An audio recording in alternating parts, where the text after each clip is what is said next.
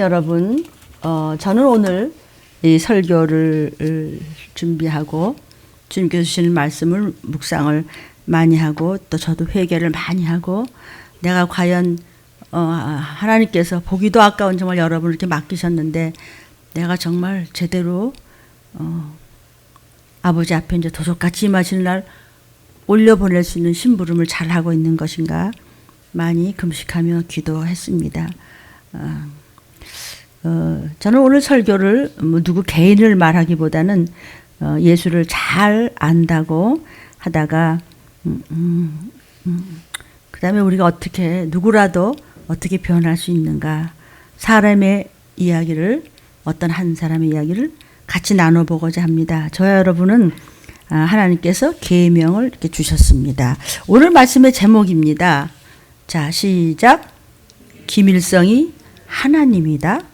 김일성이 하나님이라고 했습니다. 김일성이라는 사람을 모르는 분은 없죠. 자, 사진을 좀 보세요. 김일성이 누구든지. 1938년도에 이 김일성이라는 사람이 만주 빨치산 시절부터 해서 김일성이라고 이제 이름을 사용을 한 겁니다. 그전에는 김영환이라는 이런 그 가명을 쓰다가 이제 나중에 장군이라는 이름으로 김일성 이름은 나타난 거죠. 그래서 이제 8.15 해방 이후 1946년도에 이 청년의 사진을 좀 보겠습니다.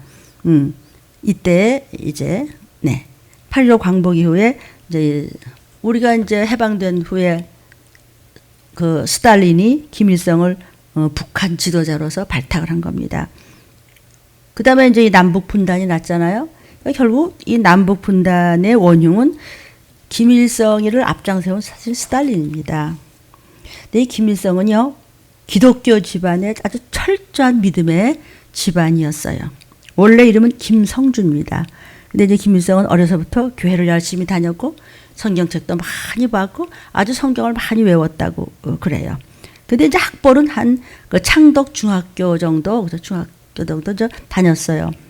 근데 이제 그 아버지 김형직이라는 사람은 미국의 선교사들이 세운 평양 숭실 중학교를 졸업하고 또 종교학교에서 교사도 한 장로님이세요. 그 아버지가.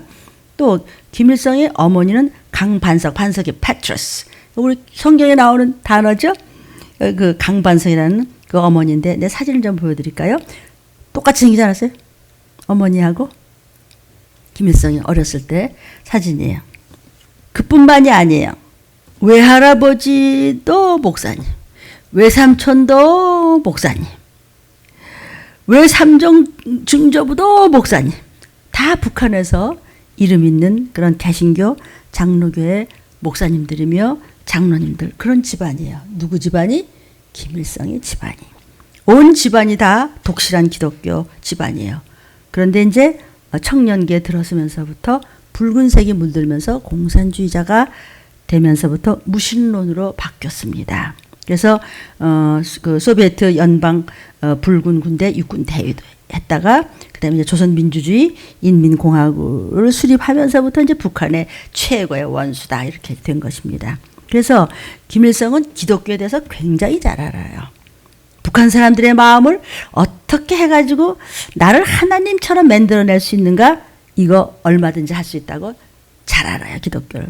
그래서 오늘날과 같은 북한 사회가 저렇게 3대 세습이 하나님 모시듯이 이루어져 가는 것입니다. 우리 크리스찬들이 일상생활에서 항상 생각하는 거 뭐죠? 하나님 말씀, 성경 말씀, 이렇죠? 항상 말씀을 생각하잖아요. 그렇듯이 북한의 하나님이라고 하는 김일성 부자, 김일성과 김정을이 하나님으로 있어야 되겠다. 이것을 이제 생각하는 것이죠.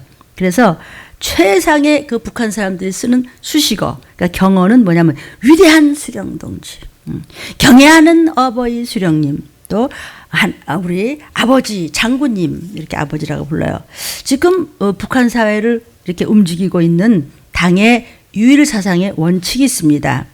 이것은 김일성이 이 기독교의 하나님 말씀을 그대로 벤치마킹을 해서 오늘의 북한 사회를 움직이고 있는 당의 원칙으로 만들어가지고 오늘날 하나님을 김일성으로 바꾸어 놓은 거예요. 성도요, 우리 기독교에서 1계명이 뭐죠? 여호와 하나님 외에는 다른 신을 섬기지 말라. 이게 1계명이에요. 그러면 북한의 당의 원칙 첫째는 뭐냐면 오직 김일성, 김정일을 위하여 몸 바쳐 충성하라. 그 외에는 어떤 것에도 안 된다. 즉 김일성과 김정일을 북한의 하나님으로 만들어라, 이런 이야기입니다. 우리 크리스천들의 두 번째 계명이 뭐죠? 하나님 외에 어떤 것도 섬기거나 절하지 말라 그랬어요. 북한의 두 번째는 계명은 뭐냐면요, 김일성만을 주체의 태양으로 높이 받들어 모셔라 이랬어요.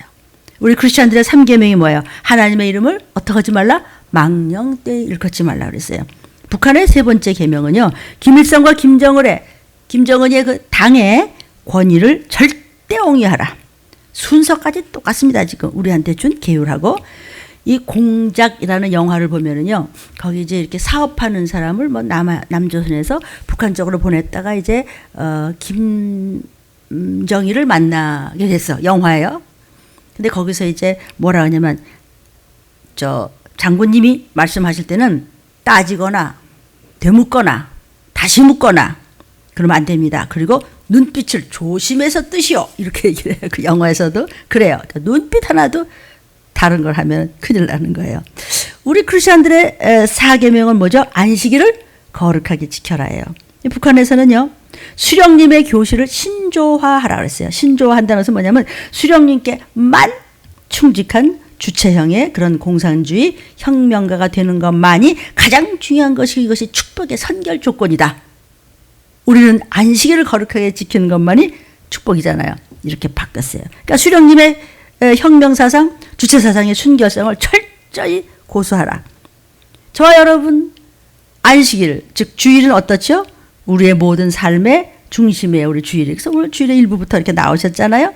주일을 우리는 어떻게 해요? 하나님만 바라보고 두 마음을 갖지 아니하며 거룩히 지키듯이 김일성이가 하나님이니까 김일성만 바라보라는 것이에요. 우리의 다섯째 계명이 뭐죠? 내 부모를 공경하라 이랬어요. 그러니까 북한에서도 그들이 뭐라고 다섯 번째 계명을 줬냐면요, 위대한 수령 김일성 동지만 그 교실을 잘 받들어서 어떤 이유도 달지 말라. 어떤 구실도 없다. 무한한 헌신성과 희생을 김일성에게만 바쳐라 이랬어요. 그러니까 중앙 집권제 원칙, 자그마한 아주 그 사람들을 드팀이라고 그래요. 요만큼도 그냥 틈도 없이 정확히 집행하라. 교실을 갖다 말로만 우리 같이 아멘 하고 뒤로 서라면 아니고 이런 식으로 네네 이래놓고서 뒤로 무책임하고 주인답지 못한 그런 요령주의라든지 형식주의라든지 불경건한 현상이라든지 이것을 여기에 대해서는 용서가 없다 그랬어요. 아니면 어버이 수령님의 불효자다, 반동이다 이거죠. 똑같죠? 아주 막 순서까지 똑같아요. 우리의 여섯째 계명이 뭐예요? 살인하지 말라요. 그들은 또 뭐라고 하냐면요, 위대한 수령 김일성 동지 사상 의지적 통일을 눈동자같이 너희는 지켜야 된다. 아주 튼튼히 다져나가라 그래요. 혁명적 동지애를 높이 발행하라는 것이죠. 이게 이제 이북말이기 때문에 조금 무슨 뜻인지는 알겠죠? 만약에 어긋나게 행동하는 사람에 대해서는 직위와 공로에 관계없이 날카로운 투쟁을 벌이겠다. 아니면 숙청이다 이런 거예요. 너 죽고 싶지 않으면 말 잘 들어 이런 뜻이에요. 말 잘 들어. 그러다 말 안 들으면 죽이는 거지. 그게 살인이지 뭐. 근데 그렇게 바꿔요. 당의 단결을 파괴하고 좀먹는 온갖 반당적 사상, 당을 반대하는 말, 이런 것은 절대로 가만 안 하고 어떤 사소한 표현도 하면 끝장나는 거예요. 우리가 일곱 번째 계명이 뭐죠? 간음하지 말라 그랬거든요. 이제 북한에서는 어떻게 하냐면요, 오직 혁명의 한 길로 가는 거에 딴 생각하면 간음이다 이런 뜻이에요. 그러니까는 뭐 아주 항상 주인다운 그런 태도를 가지고 다른 거 생각하지 말고 자력갱생의 혁명 정신을 높이 발휘해서 알뜰하고 당을 위해서 아주 깐지게 하라. 이렇게 깐지게 하면 그냥 꼼꼼하게 주도면밀하게 하라 이렇게 명령하는 거예요. 그래서 오직 전투적으로 보수를 배격한다. 뭐 우리도 뭐 보수당 뭐 어쩌 그러죠. 뭐 어떤 게 옳고 그런지는 뭐 우리 모르겠어요. 예. 하도들 변하니까 보수를 배격하라. 그래서 수령님만 받들어서 섬겨라. 아니면 간음이다. 이런 뜻이죠. 그러니까 우리의 8째 계명은 뭐냐면 도둑질하지 말라. 이것이 우리가 지키는 계명이에요. 북한에서는요. 위대한 수령 김일성 동지께서 주신 정치적 생명 여기에 충성으로 보답하는 그런 것만이 참된 길이다. 그러니까 다른 것은 전부 아니다는 거죠. 그러니까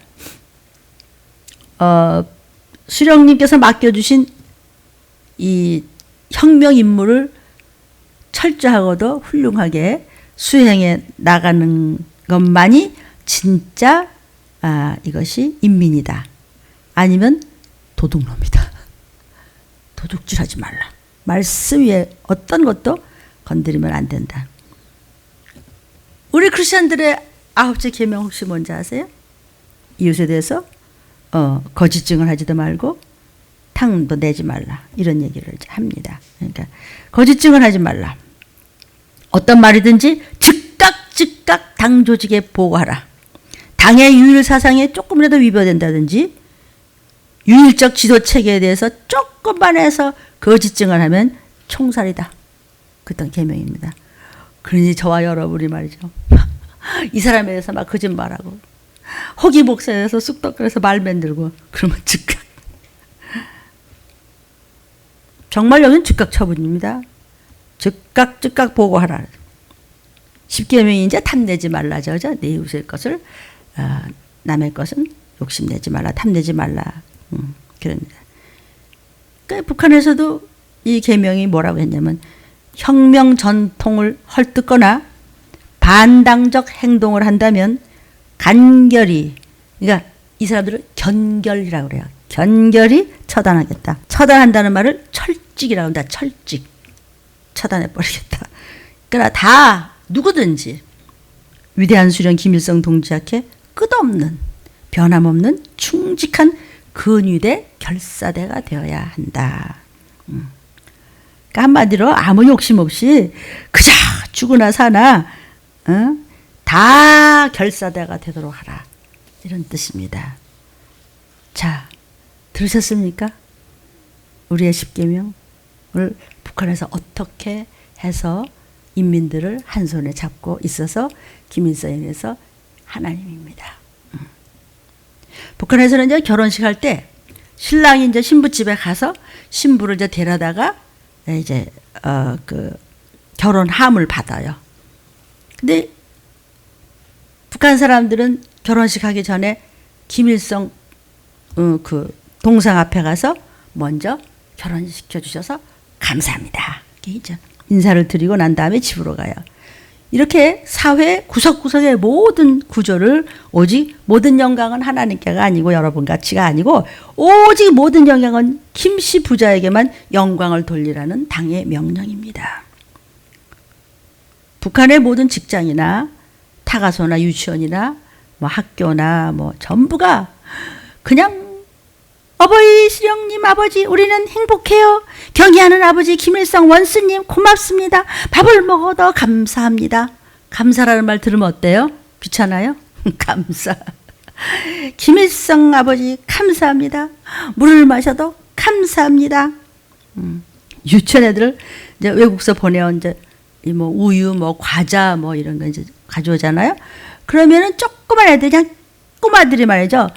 김일성 아버지 감사히 먹겠습니다. 이러네요. 아니 갖다 준 사람한테는 감사한 게 아니라 왜냐하면 부모들이나 선생님들이 와서 그렇게 가르치는 거예요. 초상화에다 내가 팍 절을 하는 거예요. 자나깨나 계속 훈련을 시키는 거예요. 그러니까 모두 자신도 모르게 아기 때부터 무의식적으로 조건 반사를 해서 눈 뜨자마자 여러분 예습해야 되죠? 그런데요. 거기 눈 뜨자마자 김일성 아버지 원스님 우리는 행복합니다. 다른 생각을 못하도록 어린애 때부터 어디를 가나 입력을 시켜버린 것이죠. 사람들의 인식 속에 김일성은 신입니다. 신, 하나님입니다. 어른이 돼서도 나는 자랑스러운 장군님의 입니다. 이거를 그냥 노동을 하면서도 뭘 하면서도 그거 가지고 외워, 그냥 외워. 오직 북한은 김일성이 하나님입니다. 기독교는 독이다. 김일성은 말합니다. 내가 하나님이고 내가 신이다. 그래서 김일성이가 그 전에 있던 교회를 다 북한 말로 하면은 까부셨습니다. 다 파셔버렸습니다. 그런데 갑자기 1988년도에 김일성이가 당 정치국을 전부 소집을 했습니다. 야, 평양시에 교회당 짓자오. 이렇게 됐어요. 그래서 자기가 날 때부터 계속 다니던 그런 평양시의 그 만경대 구역에 봉수교회를 지었어요. 봉수교회요. 다 그런 와장창장 부시더니 왜 갑자기 부랴부랴 이것을 지었을까요? 왜 급작히 교회를 지었을까요? 1988년도에 88 올림픽 때문에. 남북이 그동안 체계 대결을 하고 있는 중인데 80년대 초부터 와서는 북한이 우리 남조선의 남한에 비해서 자꾸 밀렸어요. 여러 가지 뭐 경제나 뭐 이런 것이 자꾸 기울기 시작했거든요. 그런데 한국에서 88 올림픽을 한다면 이거 김일성한테는 큰 타격이잖아요.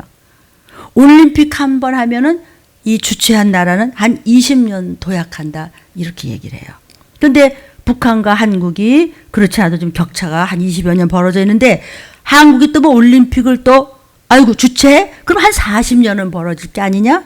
그렇게 한국이 앞서 김일성이가 제일 먼저 생각해낸 것이 어떻게 하면 88 올림픽을 무조건 막아야 될까? 첫 번째 한 것이 뭐냐면은 칼기 폭파 사건입니다. 우리나라가 이제 이렇게 삼면이 바다로 돼 있잖아요. 그러면 올림픽을 오려면은 다른 나라에서 어떻게 오죠? 비행기 타고 올 수밖에 없죠? 그런데 이제 칼기 폭파 사건을 이제 일으킨 거예요. 이것이 1987년도 11월 29일 오후 2시 1분입니다. 이게 이제 바그다드 국제공항에서 비행기가 출발했어요. 승객 115명이 명단에 있었습니다. 근데 사실은 114명이죠. 탑승 승객이 104명이고 승무원이 11명입니다. 이것이 이제 대한항공 858편이 인도양 상공에서 방콕하고 최후 교신을 했는데 그다음에 실종됐다고 해서 이제 소식이 없는 겁니다. 그 다음에 그 이튿날 11월 30일 날 현지 조사단은 이제 급파해가지고 관계 당국이 알아보니까 인도양과 그 벵골만 상공에서 공중 폭파가 된 것 같다고. 그때 이제 사망자가 114명이에요. 부상자도 까먹었다. 그러니까 다 죽은 거지 뭐. 생존자 한 명이야. 누구예요? 그 김현이죠. 김현이. 칼기 폭파 사건으로 한국으로 외국 사람이 오는 것에 큰 공포감을 줘야 되겠다.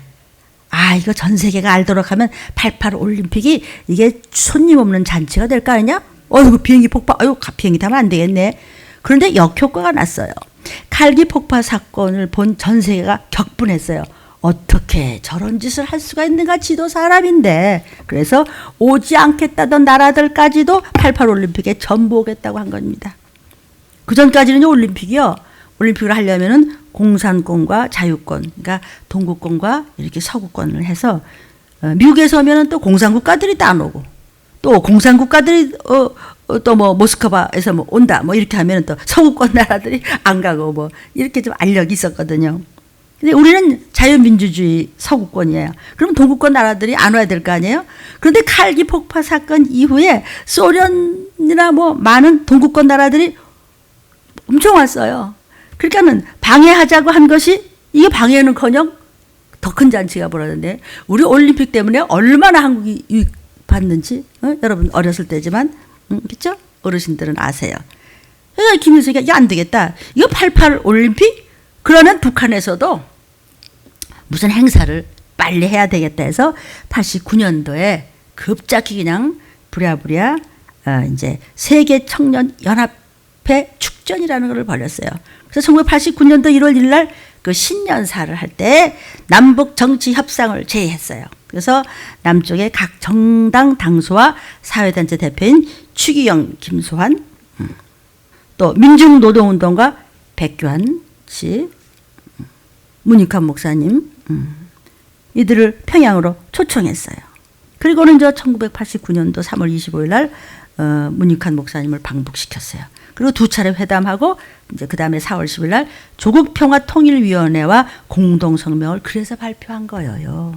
그리고 또 무슨 행사를 했느냐면 89년대 6월 21일 한국외국어대학교 4학년에 재학 중이던 임수경이가 김일성이하고 같이 저렇게 아바이 하면서 이제 허그를 하네. 일본 도쿄를 거쳐서 임수경이 방북을 한 것입니다. 여러분, 그래가지고 이렇게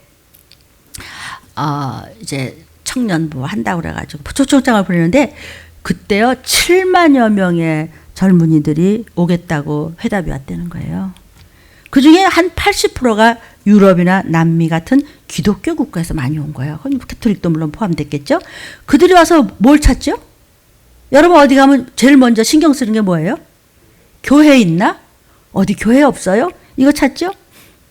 그래가지고 사람들이 이제 평양이 한때 기독교 부흥의 최고의 중심지였는데 교회를 찾을 거 아니겠어요? 김일성이가 그걸 생각한 거예요. 그래서 빨리 김일성, 김정일이 이제 속히 하라 그래가지고 1988년대 북한에서 봉수교회당과 칠골교회당과 성당을 이게 건설했어요. 위에는 봉수교회고 밑에는 다시 그것을 부시고 다시 지은 칠골교회당이고 또 성당도 지었습니다. 그래서 장충성당이라고 지은 적이 있어요. 그거 뭐 당연히 김일성의 주체사상이 세뇌된 북한 핵심 노동당원들하고 그들의 가족들을 봉수교회당의 교인과 또 당에서 정해준 목사가 이제 설교하는 거예요.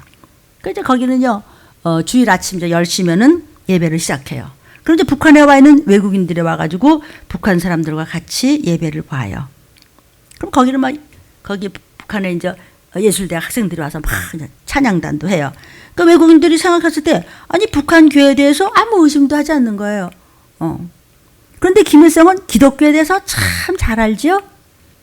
가짜 신도들을 채워놓고 주일 예배를 마주 데리는데 저 교인들이 아무리 형식적이라고 하더라도 자꾸 성경 구절을 듣고 찬송가를 계속 불러?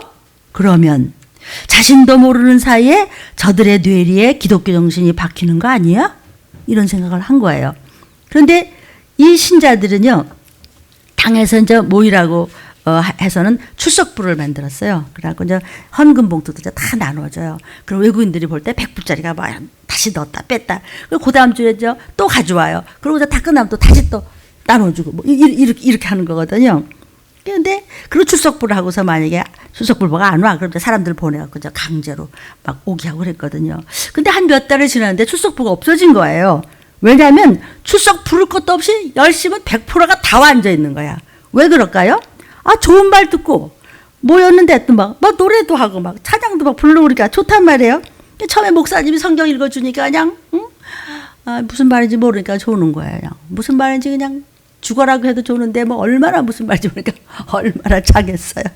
그냥 졸아요. 그런데 점차 시간이 감에 따라서 이게 성경 말씀이 들어오는 거예요. 목사님이 읽다가 성경 구절 넘기면 자기들도 넘기고 그래. 이런 상황을 김일성이가 항상 신경을 쓰는 거예요. 김일성은 알고 있어요. 그래, 사람은 변할 수 있어. 이걸 항상 의심하는 겁니다. 그래서 김일성 명령이 떨어졌어요. 그들이 말이다. 집 밖에 나가서 가족에게 돌아갔다고 하더라도 교회에 와서 있었던 일, 뭐 들었던 말, 뭐 찬양했다든 거 이런 거 철저히 입단속을 시켜라 이랬습니다. 가짜라도 믿음 들어가면 진짜가 될 수 있다. 이런 얘기를 하는 거예요. 조금만 이상하면 잡아들이라고 그랬어요.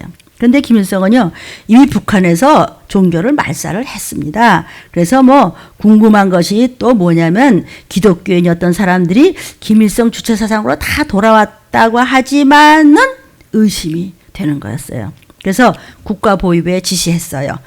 봉수교회 주위에 망원 렌즈를 설치하라. 망원 렌즈를 봉수교회 주위에다가 설치를 하고 조사라. 누가 왔다 가는지. 왜냐하면 출입증이 없으면 못 들어가잖아요. 예배대. 출입증 있는 사람들은 다 골수분자들한테 출입증 있는 거예요. 그러니까 교회에 들어갈 출입증이 없으니까 교회 주위에서 들어가고 싶어서 예배 보고 싶어가지고 빙빙 돌아가는 사람들 잡아갔다가 신원조사를 하라. 해보니까 역시나 전에 기독교 신자들이었었어요. 그래서 김일성은 그것을 이해가 가지요. 제일 문제가 뭐냐면 십자가를 바라보는 거예요, 사람들이요. 그래서 같은 봉수교회인데 이것을 부셔버리고 재완공한 거야. 옆에 있는 칠골 봉수교회가. 지금 밑에까지 잘 안 보이지만 위에만 좀 보세요. 그래서 1988년도 평양 만경대 구역에 봉수교회를 짓고 김일성, 김정일이 다 기념사진을 탁 해놓고 이제 2008년도에 허물고 다시 지은 것이 옆에 있는 칠골 봉수교회인데 여기요, 이게 봉수교회거든요. 자, 여기 위에 뭐가 보이죠? 예, 십자가 보이죠? 이거를 부셔버리고 여기 사람들이 빙빙 돌면서 자꾸 십자가를 보니까 이걸 부시고 다시 졌는데 십자가가 여기 있던 것이 가운데로 들어오고 양쪽을 막아버렸어. 이해되죠? 십자가를 쳐다봐? 이렇게 된 거예요. 그러니까 양쪽에 있었던 십자가를 갖다 잘 보이지 않게 그냥 막아버렸어요. 이 봉수교회를 재건축할 때 교회 양옆에 십자가 탑을 세울 계획이었어요. 양쪽에 탑을 여기도 세우고 이쪽도 세우려고 그랬는데 이게 그랬을 때 이제 조선 그리스도 연맹의 동의를 다 받아놓고 하자 그랬는데 북한 군부가 안 된다로 취소해 버렸어요. 십자가가 보일 때 사람들의 마음에 변화가 생길 수도 있다. 막아라. 이건 아편이다. 이건 아주 아킬레스건이다. 공산주의야. 이건 원수다. 여러분, 우리가 왜 빨갱이 뭐 공산주의 그런 말 왜 해요? 그 사람들 뭐 뿌리 달렸나? 그 사람들은 뭐 딱 악할까? 아니에요. 한 사람, 그 부자들의 하나님을 배격한 것에 따라서 인민들이, 백성들이, 국민들이 이렇게 되잖아요. 여러분, 복을 좀 아십니까? 영상을 보시는 여러분 아십니까? 무슨 소리인지? 감사를 뭔지 압니까? 하나님 없으면 지옥입니다. 1988년도 서울올림픽 때문에 북한에서 주요 도시마다 10개의 교회를 지으려고 하나씩 지었어요. 외국 사람들이나 한국 사람들이 이제 오면은 교회들을 보여주고 북한은 절대로 기독교를 말살하지 않고 종교의 자유가 있다고 선전하려고 그랬어요. 그래서 이제 봉수교회, 칠개월교회, 또 캐톨릭교회, 뭐 그다음에 장충, 뭐 성당교회 이런 걸 진다고 그러고 난 다음부터는 안 지었어요. 왜 안 지었냐? 기독교야말로 원수다. 이게 아주 위험천만해. 이게 사상교육을 아무리 해봤댔죠? 저것들은 말이야 목숨 내놓고 십자가 바라보고 가고 말이야 조사해보니까 이거 안 되겠어. 그래서 북한 체제를 흔들 수도 있겠다. 기독교는 적이다. 다시는 안 졌어요. 기독교 말살 정책을 점점 더 지금 더 피고 있는 겁니다. 그동안 북한은요 하루 세 끼를 못 먹었어요. 우리 어렸을 때 그랬거든요. 뭐 사변 때 막 이럴 때 하루 세 끼를 못 먹었어요. 그래서 여러분은 먹는 것에 대해서 혹시 감사는 하신지 모르겠습니다. 물을 마시고 과자 하나를 먹어도 아이들이 김일성 아바이 감사합니다 이러는데 말이죠. 아멘. 하나님께 감사요. 김일성이가 배급제라는 것을 만들었어요. 하루 세 끼 먹기 힘들 때. 그래서 나라의 쌀을 국가에다가 바쳐가지고 모든 사람한테 골고루 나눠줬어요. 그래서 하루에 이제 한 사람당 700g씩 나눠주다가 나중에 쌀이 조금씩 모자라서 이제 500g씩 줬어요. 아, 세 끼를 못 먹다가 그냥 배고프져가지고 그래도 세 끼 먹으니까 막 사람들이 막 김일성 수령 만세를 부르고 김일성 아바이가 우리를 구원해준 우리 하나님이다 막 이랬어요. 아, 하나님 맞네 뭐 먹을 거 주니까. 그래서 이제 주민들이 인민들이 지도자 동지를 하나님처럼 받드는 거예요. 근데 김정은은 지금요 자기 아버지도 자기 할아버지도 그때는 좀 그렇게 되는데 김정은은 그것도 안 돼 지금. 그러니까 배고픈 문제가 굉장히 심하잖아요. 그죠? 여러분 사실 이제 곧 우리에게 닥칠 일인데 내가 지금 뭔 얘기하고 있는지. 이제 주님 재림하시고 적그리스도 나와서 바코드 받은데 그것도 못 먹습니다. 그래서 우리는 꼭 들림받아야 될 줄로 믿습니다. 자, 김일성 얘기를 좀 하겠습니다. 1960년대 만민에게 이 먹을 문제 때문에 이제 김일성이가 인민들한테 직접 자력 갱생 의지를 강력 호소했습니다. 그래서 천리마를 탄 기세로 달리자는 구호 선포를 해서 주민들의 생산 증대 의욕을 이것을 촉구하다. 그래서 천리마 운동을 확산시킨 거예요. 이게 천리마 운동. 천리마 속도 창조 운동회로 모두 다 돌격. 그다음에 이제 새벽별 보기. 그러니까 우리 새벽기도 한다 그러면 우리도 새벽별 보기 한다고 이 사람들이 이러는 거야. 새벽별 보기 시작한 거야. 그러니까 김일성이요 맨 반대파 숙청하다가 자본 없지, 물자 없지, 뭐 기술도 없어 그냥. 그래서 이걸 집단적 증산 운동을 그래 추진해서 이런 거 하게 된 것이거든요. 그러면서도 또 가만히 있지를 않아. 남조선에 대해서. 68년대 1월 21일 날 그 유명한 김신조 무장 공작원들을 한국에 파견해가지고 서울까지 침입시켰잖아요. 김신조 왜 김신조 잡혔을 때 얼굴이고 오늘날 김신조 목사님이 되셔서 하나님을 만나서 저렇게 변했어요. 아멘. 그 다음에 이제 박정희 전 대통령이 대한민국 국군에 그것 때문에 이제 의무 복무 기간을 6개월 연장시켰을 거예요. 그리고 이제 향토 예비군 그것을 막 강화시킨 거죠. 그러다가 1979년도 12.6 사태 박정희 이제 대통령 사망하자 김일성을 뭐라 그러냐면 야 남조선에서 지금 쿠데타가 일어났다. 그러니까 지금 인민무력부는 신호 떨어졌다 하면은 즉각 출동해서 전쟁이다.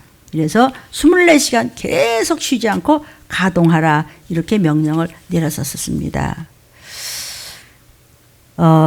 사실 70년대, 73년도까지는 남한보다 북한이 GNP가 좀 높았었다는 거예요.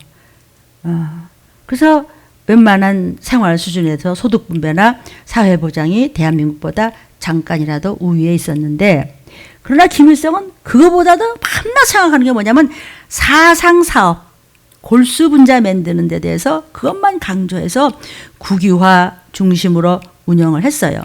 그래서 시장경제, 개인 영농이나 상공업의 자율성을 부정하고 한낱 이것만 주입시키는 거야 자꾸. 결국 외국의 무상 식량 자원 없이는 힘든 외세 의존적 지도자가 될 수밖에 없었어요. 생명의 말씀을 먹을 때 여러분은 뺏기면 안 돼요. 사단한테. 아멘. 영적으로 거지되면 못 올라가는 거예요. 이 김일성은요. 사실은 제대로 된 공산당도 못 돼요. 진짜 공산당은 이렇게 사상교육만 시키지 않아요. 그러니까 공산당 독재의 중국도 어떤 의미의 공산당 독재죠. 그 중국하고도 또 달라요. 그러니까 전쟁 도발, 정적들 수청, 또 주민들의 자유 박탈화, 국가 사유화, 사실 실제적인 아주 분명한 그런 공산주의와는 동떨어진 그게 무엇이 징표냐? 세습 체계를 왜 만들어? 거기만 정신이 팔려가지고 국가를 오직 김씨들과만을 위한 국가로 혈통만 독식을 하면서 민족을 사유화해버린 것. 그리고 말이죠. 무슨 그렇게 폼을 잡아요. 막 그냥 그러면서도 이제 겁이 굉장히 많은 것 같아. 이번에 이제 김정은도 보니까 말이죠.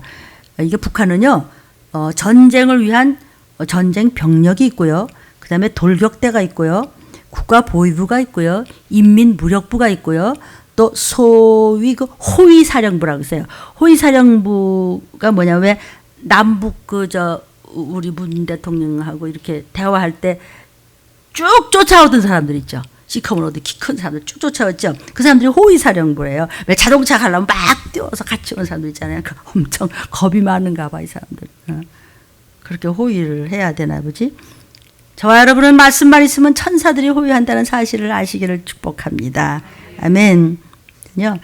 이 김일성이나 김정은의 이 부자들은 가는 이 길도 달라요. 특별히 길이 달라요. 그러니까 북한은요, 존경하는 보다는 친애하는이 더 높아요. 그래서 친애하는 김정은 뭐 이렇게 지금도 그런 말을 써야 돼요. 배지도 안 달면 큰일 나잖아요. 근데 이제 유일하게 김정은하고 이설주만 배지를 안 달았다고 그러더군요. 여러분 그렇게 김일성이가 왜 저렇게 가난에 빠졌냐면 당, 유일 사상으로 세습제, 전쟁 도발 이것 때문이에요. 그렇게 독실한 기독교 집안에 그 참 모든 것을 정말 고생도 많이 했거든요. 어떻게 생각하세요? 그렇게 애를 썼어요. 1961년도에 지미 카터하고 김일성이하고 만났을 때 그 남북 정상회담을 추진하자. 그래서 김영삼 대통령한테 얘기를 좀 해달라고 그래서 지미 카터가 김영삼 대통령한테 얘기를 했습니다. 그래가지고 하려고 그러고 김영삼 대통령도 그때 수용했습니다. 그랬는데 이제 그렇게 서로 준비하던 중에 61년도에 그렇게 했는데 7월 8일 날 새벽 2시 평양 집무실에서 82살의 나이로 심근경색으로 갑자기 김일성은 죽었습니다. 사망했습니다. 한평생을 참 독실한 기독교 집안에서 너무나 죽기 살기로 열심히 했고 나름대로 했는데 그렇게 죽었습니다. 당뇨와 목 뒤에 물혹, 피부병과 스트레스에 시달려서 걸핏하면 졸도하고 쓰러지고 그랬다는 자료들이 있습니다.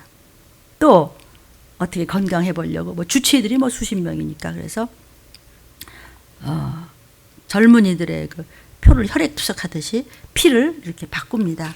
그래서 이제 김일성은 건강해졌을지 모르지만 자기의 어떤 그 자생 능력에 하나님 주신 그 몸이 아니기 때문에 자기가 너무나 멀어져서 자기를 그렇게 막 신처럼 하려고 그러다가 이 물혹이 점점점 더 이것이 이제 문제가 생겨서 결국은 끔찍하게 죽을 수밖에 없습니다. 그러니까 막 그냥 연구차가 막 지나가니까 막 북한 인민들이 막 땅을 치고 막 군중들이 꿇어 엎드려서 눈물을 흘리면서 수령님, 수령님, 우리 아버지라고 막 그러면서 통곡을 했습니다. 뉴스를 많이 보셨죠? 그 좋은 믿음의 집안에서 그렇게 해서 어딜 갔을까요? 그 아들 김정일은 어떻게 됐을까요? 지금 그 손주인 김정은은 어떻게 하고 있죠? 김정은의 경제는 복지 시스템도 안 돼 있고 뭐 해결되는 게 아무것도 없어요. 그냥 무너지고 있어요. 그 사람이 바보입니까? 그 젊은 나이에 말하는 거라 보십시오. 왜 그렇습니까? 하나님이라고 만든 조상이 있었고 배운 게 그거고 해서 그 어떻게 보면은 너무나 아까운 인물이지만 내가 하나님 되려고 하고 나의 가족이 지 어머니가 지 자식이 돈이 지네끼리 친해서 부부끼리 명예가 어쩌고 내 뭐가 내 마음이 내 자존심이 뭐가 하나님이라면 누가 김일성이 같지 않으랴. 아멘. 지금은 때가 급합니다. 그래서 김씨일가는 이제 끝이다라고들 이야기를 합니다. 어차피 이 세상은 끝이에요. 뭐 김씨고 뭐 이씨고 간에 단말할 거 없어요. 지금 제가 누구 말하고자 하는 것이 아니라는 것은 이 유튜브를 보는 분들이 부작용 없이 알아들어줬으면 좋겠습니다. 여러분, 주님은 반드시 곧 재림하실 것입니다. 그런데 온 땅에 지금 전쟁과 기근과 전염병 지금 뭐 조금 괜찮을 것 같아요. 아닙니다. 그때까지 예수님 말씀 안으로 하나님 법으로 우리가 들어온다면 결코 자손대대까지 걸식하지 않고 지옥불에 떨어지지 않고 주오시는 날 나팔 불 때 저와 여러분과 온 혈육들의 이름이 불려질 줄을 믿으시기를 축복합니다. 사랑하는 여러분, 김일성이 하나님인 줄 알다가 어디를 갔을까요? 불속으로 갔겠죠. 여러분과 저의 하나님은 무엇입니까? 내가 말씀보다 더 귀하게 여기서 정신줄이 빠진 부분이 혹시 있으십니까? 부디 성경 말씀으로 이 시기를 똑똑히 알고 우리가 가족들과 함께 바로 그날 들림받는 저와 여러분이 되기를 주의 이름으로 축원합니다. 점점 더 기름값도 계속 오를 것입니다. 러시아와 미국과 점점 악해지고 있고 중국과도 말할 수 없이 아주 그냥 악이 극도로 오르고 있습니다.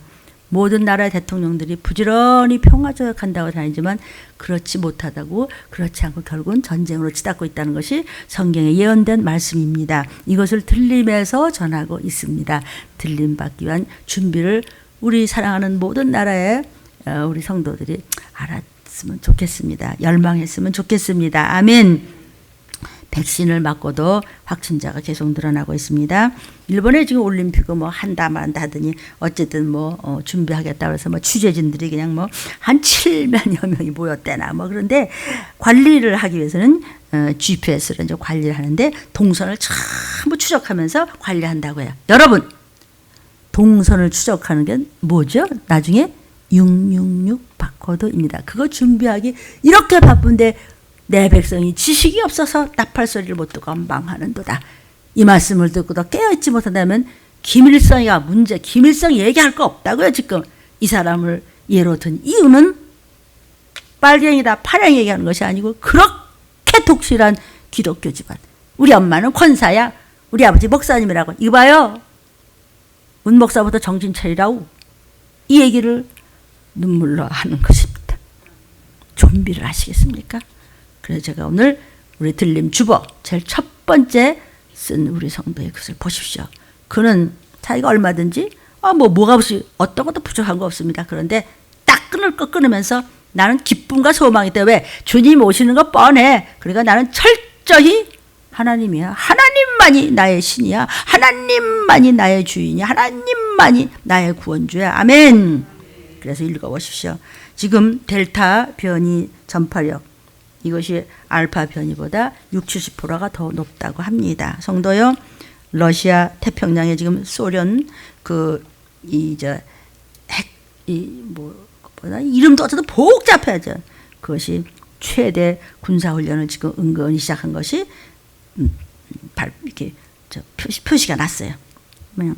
미얀마 같은 나라도 지금 정부군하고 하는 거예요. 그거 전쟁이에요. 결국은 미얀마 한 나라의 문제가 아니라고요. 다 이렇게 부글부글 끓다가 그냥 순간 터지면서 올라가고 적군에서 나오고 전쟁 나고 그래요. 표 받아라 그런 거예요. 지금 막 표 받느라고 야단이잖아요. 무슨 표? 백신 표 받는다고 하는데 그게 문제가 아니라 밥 먹을 거 마실 거. 아멘. 거리두기 완화한다고 그러는데 신규 확진자는 계속해서 한 명 있어도 확진자는 확진자잖아. 주사를 맞고도. 근데 수백 명씩 계속해서 연결되고 있습니다. 밤 12시까지 영업하라고 그러는데 그럼 영업해서 한두 푼이라도 하루하루를 저렇게 먹고 사는 분들 생각하면 그래야 되겠죠. 그러나 그러다가 일날 수도 있는 것이니까 방역에 대해서 우리도 도와주고 기도해 주면서 우리도부터 더 철저했으면 하는 바람입니다.